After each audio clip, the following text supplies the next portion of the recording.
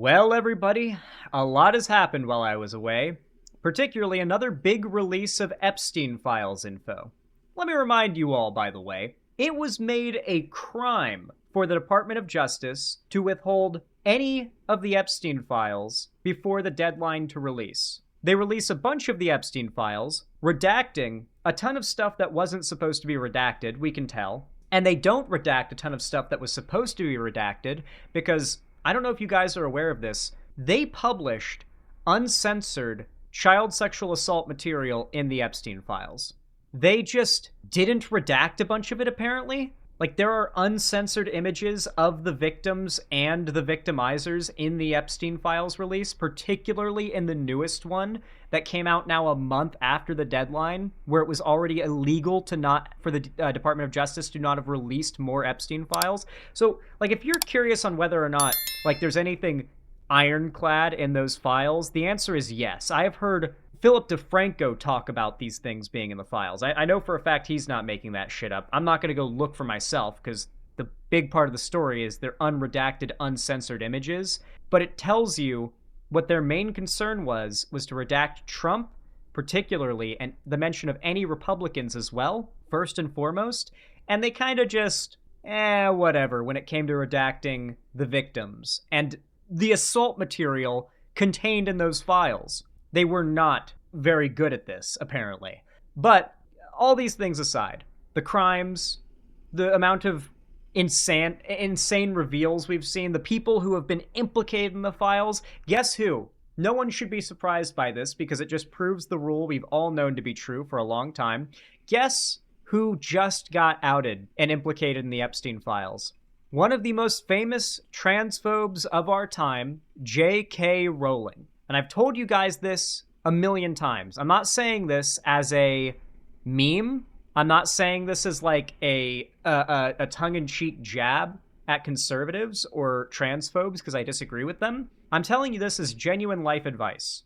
If you meet someone who is obsessively transphobic, makes it a whole part of their personality to hate trans people, assume they are a pedophile. Like, don't trust them around a stranger or certainly your own child. Don't, keep an eye on them and treat them as you would someone who had just come forward to you and admitted to being a pedophile. Treat them as if their coming forward about being transphobic was word for word them coming out about being a pedo, because they definitely are guilty of something if they feel such a strong need to moralize and attack trans people and make them out to be the villain. There is some serious projection going on every single time. And that's why I'm not even a little bit surprised to find out J.K. Rowling is in the Epstein files. But there's apparently many redacted individuals whose names are not mentioned, that are not victims, that are not, images that should not be published in the Epstein files because they're graphic and depict certain things. But we have a lawmaker who has been reviewing the unredacted Epstein files at the DOJ, who is here to talk about, I say here, as if they're literally on call, but I've got a video from CNN that came out today,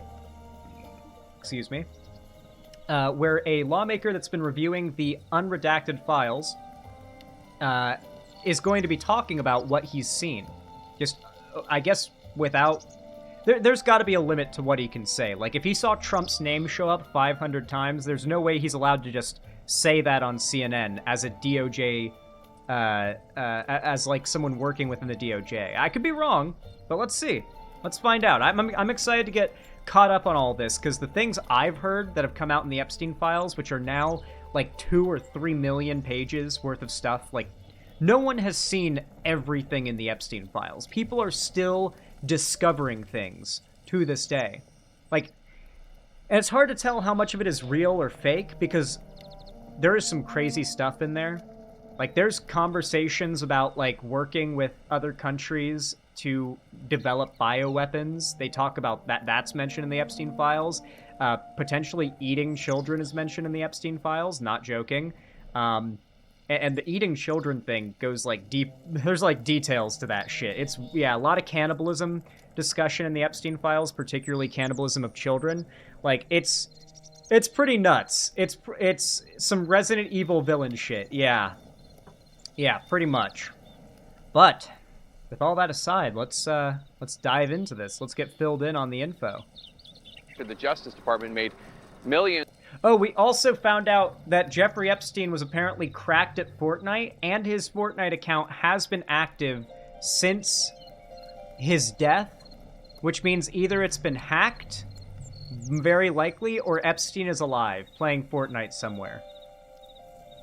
Of unredacted records, unredacted about convicted sex offender Jeffrey Epstein, available for certain members of Congress to view today. Here's what Representatives Thomas Massey and Ro Khanna said they saw just moments ago. Take a listen. What I saw that bothered me were the names of at least 6 men that have been redacted that are likely incriminated by their inclusion in these files. Our bigger concern really? is that there's still a lot that's redacted, even in what we're seeing. Here now joining us, Democratic Congressman Jared Moskowitz of Florida. He serves on the House Judiciary Committee. So, Congressman, you got to look at some of these files today. Now, the Epstein Files Transparency Act only allowed the Justice Department to withhold the personal information of the victims, the survivors, and material that would jeopardize active federal investigations. Did the redactions that you saw comply with the law? And tell us what you saw that concerned. It was literally made illegal for the DOJ to not release everything. Like, to be very clear, the DOJ, by not releasing everything by the time of that deadline, which was over a month ago now, are breaking the law. And have broken the law, and you could argue in the future they could go after Trump's DOJ officials for that. Like, if we get a Democrat administration somewhere in the near future, which seems inevitable now, then, like, that's the kind of thing that might be actionable, I think. Like, I think a prominent, like, the next Dem administration could actually go after some of these people after they leave office. Certainly fire the ones that aren't elected, because most of these people aren't even elected in the first place. They're appointed by the president. So, I think some crazy shit is going to end up going down. I think a lot of these conservative, or a lot of these DOJ people that are backing Trump and covering for him, they're going to get in some serious trouble when we got some Dems running things. That's my hope. Man, Nuremberg trials type shit is what I want. Legit. Just full on, like, all these people sitting in courtrooms being forced to explain themselves. As, like, a crowd jeers and calls for their heads. Please, if there is a God. You. Well, thanks, Jake. Thanks for having me. First, let me say, obviously, we're all hoping for Savannah's mom's speedy return to her family. So first of all, you go into the Department of Justice today. You go to the 10th floor of a building. There's nobody who works on that floor. You go into a room with 4 computers. The system that they set up for us to view these documents has a 24-page handbook on how to use it. There's 2.7 million documents that you have to go through. There's no way to go through that. Yeah, like I said, 2.7 million documents. It almost feels like the intention by the DOJ was to overwhelm people in the way it's categorized and organized. It's not well organized or easy to peruse through. So it's the kind of thing that's going to take months of people poring over before most people have a generally accurate idea of what's actually in the files and what's not. And it leaves a lot of opportunities open to just make up claims about what's in the files and to make them pretty hard to falsify. Because, like, sure, you could fact check anything that someone says is in the files. You can. It's possible. But there's no way that would be easy. Like, it's so much. It's nearly 3 million documents. Like, anyone can just say anything is in those files or isn't in those files and get away with it. Them unless you know what you're looking for by batch number. Try to match up the redacted document and look for it in an unredacted. That's a lot of what people have been doing too, by the way. It's not just reading the files and finding out what the files say. It's being like, okay, so this name is redacted, but it's also the same length exactly as this name that's unredacted here and is talking about a similar topic or a related topic. So we can guess that's the same person. It's just when they're being implicated, their names redacted. Yeah, like a lot of people have been able to do that and put together things that the Epstein files don't necessarily overtly reveal. That complicates things too, because then you're not exactly sure what we know and what we're speculating, like where the line exactly is on that stuff. Yeah, I'd see how some people might be a bit overwhelmed. I certainly am at this point. Capacity. But first, let me say that today I saw a worldwide sex trafficking ring with people in other countries sourcing young children for Jeffrey Epstein, co-conspirators' names, men and women. Clearly, other people that might be on the client list that are on text messages and emails. Over-redaction, dramatic over-redaction. It looks like intentionally so. And then documents that are still redacted. And when we asked why these were redacted, that's because they were submitted into this electronic system redacted. And the people that were at our disposal to ask those questions did not know why they were still redacted, Jake. Could you identify any of the names of individuals who are mentioned in the files that concern you? And if you're afraid of doing it with me now because of fear of lawsuit, there is the speech and debate clause of the Constitution. Obviously, you could go to the floor of the House and you could say it and not be sued. Can you tell us anybody? Well, Jake, we have Pam Bondi coming to the Judiciary Committee hearing on Wednesday, as you mentioned. It's the first time she's coming to the Judiciary hearing. She's the only cabinet secretary yet to appear in the House on the Committee of Jurisdiction. And I think we're going to give her the opportunity to start naming people. I think that's what Thomas Massey and Ro Khanna have talked about. Obviously, these names need to come out. I think the DOJ needs to release an unredacted version of these documents while still keeping the victims' names secure. But there are clearly co-conspirators in here that they can name. Dude, there are hella co-conspirators, man. You know what news organization, big news organization, is not, like, they're not covering the Epstein files quite how you would expect. Like, it's almost like they have a vested interest in the Epstein files not being a big story, and it is The Atlantic. The Atlantic put out a story, like, today about how the Epstein files are no big deal, and people are just... they're just blowing up a mountain out of a molehill. But if you look in the Epstein files, you'll find the founder of The Atlantic sitting with Ghilaine Maxwell by the pool. The Atlantic founder is like a blonde woman. So if you've seen the image, you probably know what I'm talking about. It's the one where Ghilaine is like by the pool with like in a pool chair next to that one blonde woman. That's the founder of The Atlantic.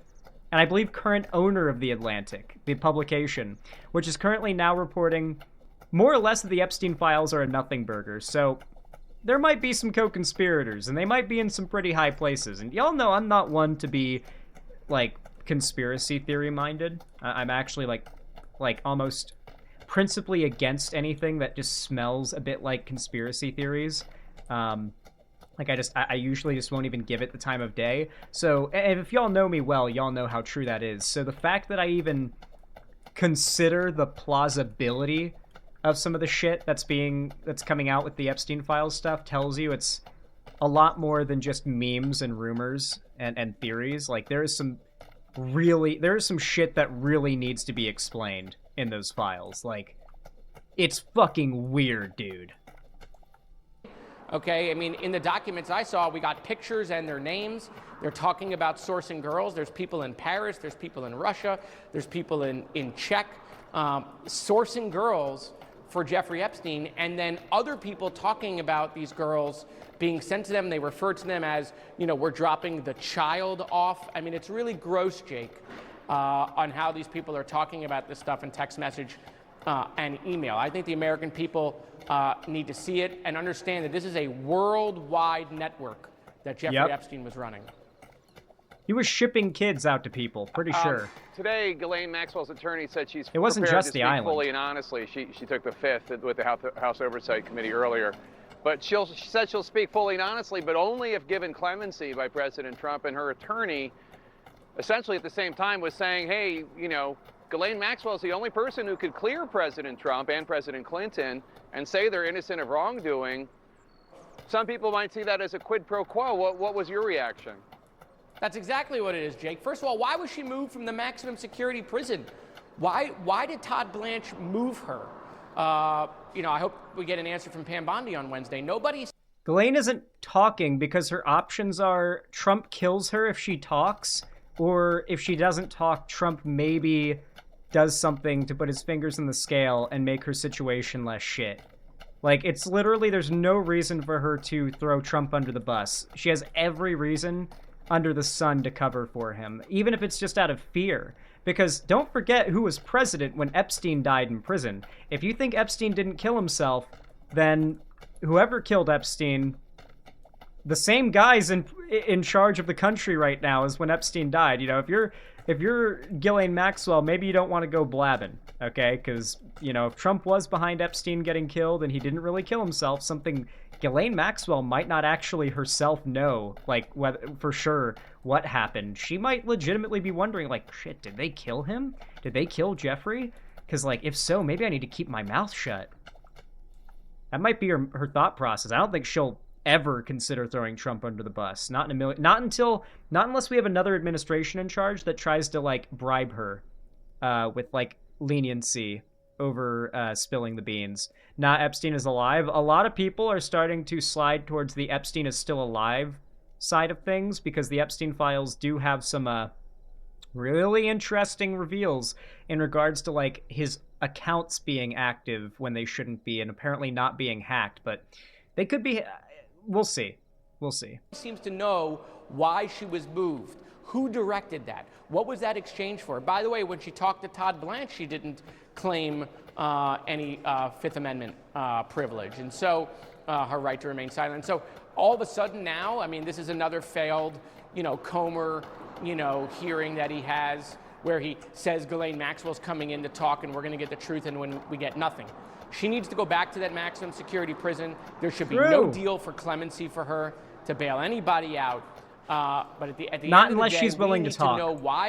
That's the one thing. Okay, this is the unironic. It was actually Elon Musk who had a surprisingly good take on this, and rip my balls off and burn me alive if me saying that is enough for you to get mad. But dude, Elon had a surprisingly good take on this. I saw he had tweeted something like, many of Epstein's accomplices are former victims, and Epstein will have likely gotten some of his victims to do a lot of the actual, like, grooming and manipulation, and they themselves might be complicit legally in Epstein's crimes, and thus unwilling to talk about certain people and certain things, because sex traffickers love to get their victims after a certain point in on the crime, complicit in the crime, and that's absolutely true. And there might be a case to be made that, particularly on a case-by-case basis with some of those women, it might be worth trying to bribe them with some kind of protective custody or leniency if it gets them to loosen their tongue and start dropping names, implicating people, snitching. Because we need snitches if we're going to get to the bottom of all this. We need a lot of fucking people snitching on what's going on here.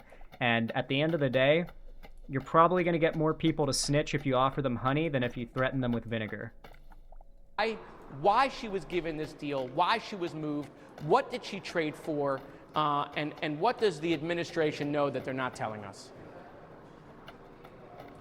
Democratic Congressman Jared Moskowitz of Florida, thanks so much. Always good to have you on. Joining us now, California Democratic Congressman Ro Khanna sits on the House Just Oversight Committee, right sat in on the Maxwell testimony and viewed some. Did it restart? Oh, okay, just cut. Okay. The unredacted files today. So, Congressman, what are your biggest takeaways after viewing some of those unredacted documents? That too much of it was still redacted. Anderson, you'll True. remember that in March, the FBI had 1,000 personnel going through these files.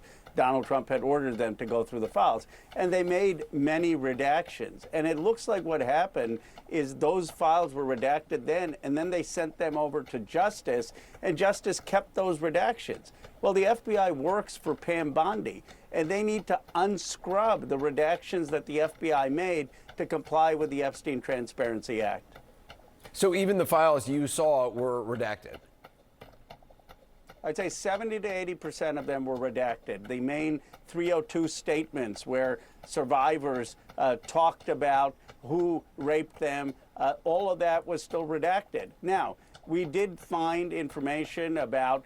Mind you, the names that were supposed to be redacted were exclusively meant to be the names of victims. So the idea that they were redacting the names of supposed victimizers that victims in the files are talking about who victimized them. Like, you're literally censoring victim testimony in the Epstein files because it drops names that I guess the DOJ is going to try to say, well, they're unverified allegations. And it's like, yeah, unverified allegations made by Epstein victims in the Epstein files towards specific men they claim to have been Epstein clients, to no one else but whoever they were talking to in, like, text or whatever that ended up in the files. So, like, yeah.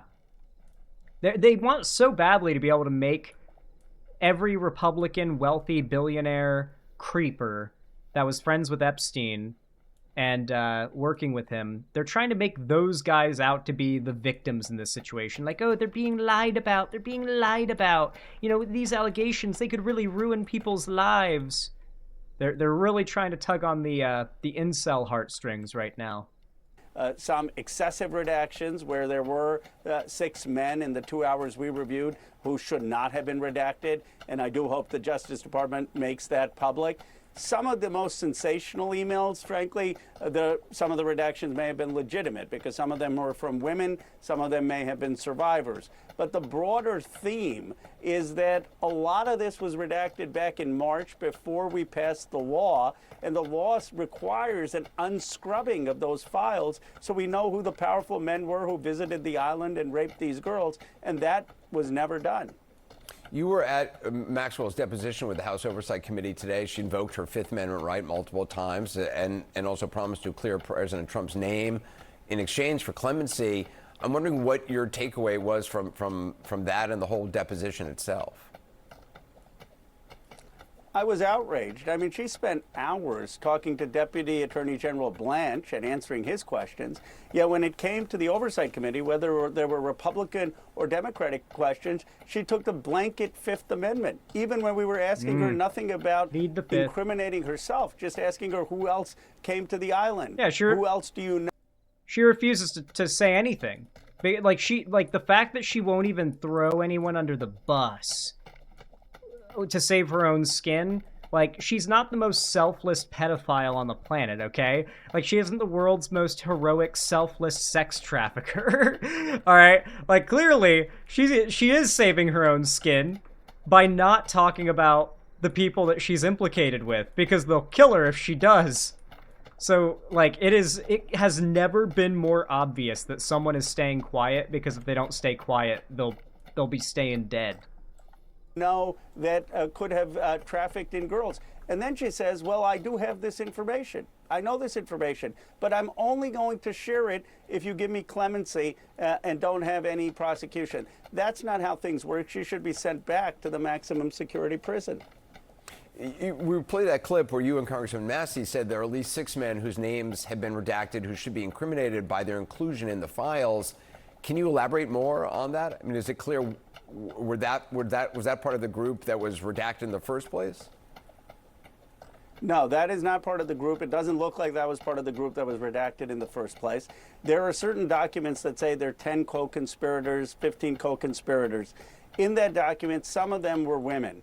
Now, I don't know if those women were survivors or not survivors, but we give the benefit of the doubt to justice. Maybe those were survivors who also happened to be co-conspirators and they appropriately redacted them. But there are 6 men in those documents, some of them foreign-born. It's definitely possible there is overlap between victim and co-conspirator, because I don't know how much you guys are familiar with this stuff, but I deep dived learning about it, specifically with the Andrew Tate stuff, because Andrew Tate got nabbed legally for sex trafficking.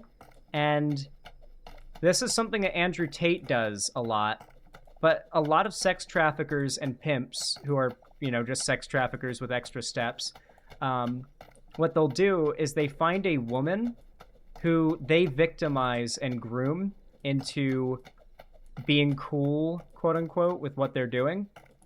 And then they get that woman to start endorsing them as a man. Like, let's be real, women tend to let their guard down a little bit around men that other women indicate they feel safe around and they trust. And in that same way, if you're a victimizing man, if you can get a woman to endorse your safety for other women, to make you seem like you're trustworthy and chill, then you can get away with a lot. And that's what a lot of sex traffickers do. They turn their victims, they groom them into accomplices.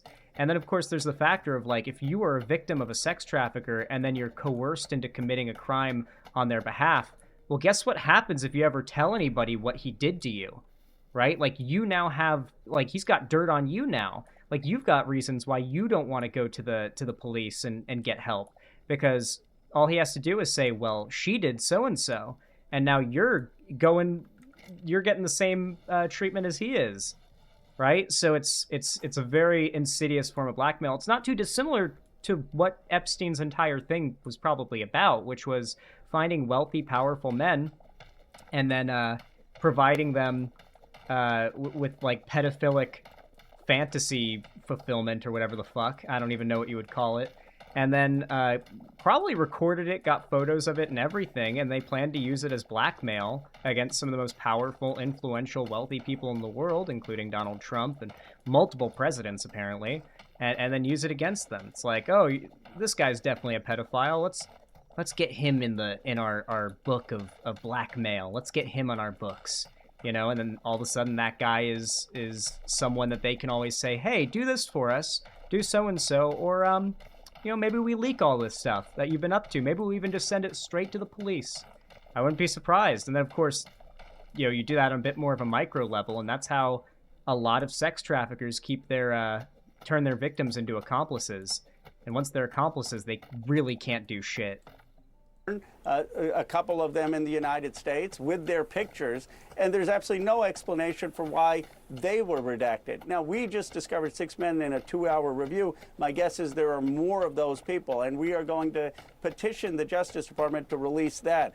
That could have been incompetence and a cover-up. The broader cover-up, though, that I'm concerned about is the scrubbing that took place in March in the FBI files, where all of this redacted information was then sent to the Justice Department. I think U.S. attorneys looked at it in good faith, but they were looking at documents that were already redacted. So when I said to the Justice Department person, who was very nice, helping me search through the documents, I said, why are these redacted? He said, well, sir, we got them this way. So we just are putting them up in the form we got them. And that is the big issue that needs to be addressed.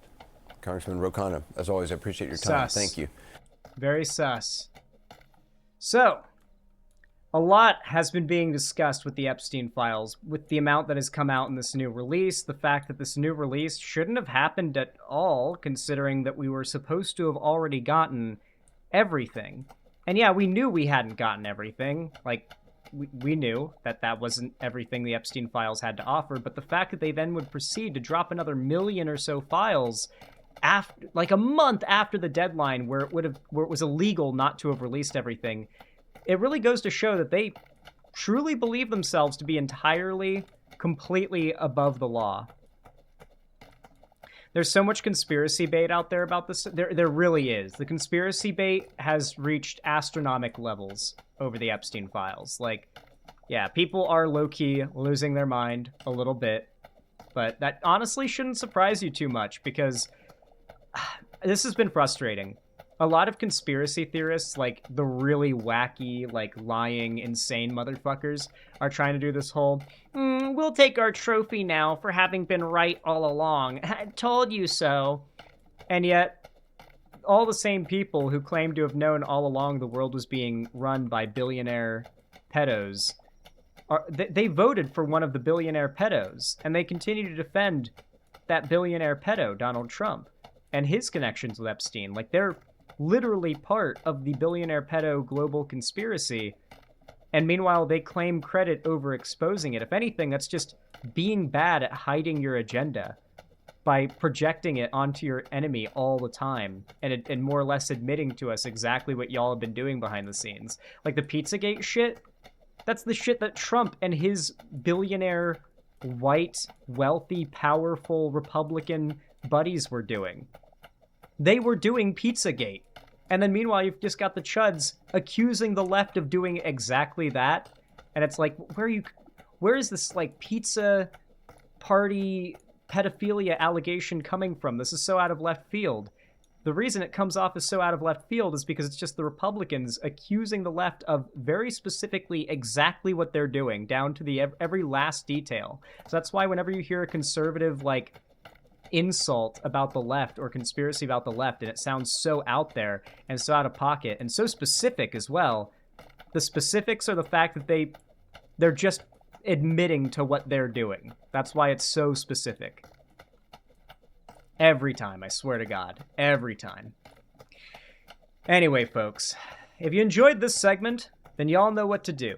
Consider leaving a like and a comment down below. It's totally free and helps the channel immensely. I appreciate it a ton. And of course, be sure to, support the channel directly financially if you want to help a little bit. It really does mean a lot. You can always subscribe, gift a sub, or donate on my website or on YouTube. Really means a lot. But regardless of how you support me, thank you for watching. Don't forget to join my fan Discord, the main hub of my community and fan base. And hopefully I'll see you around in the future. Thank you so much for watching, as always. And as always, have a good one.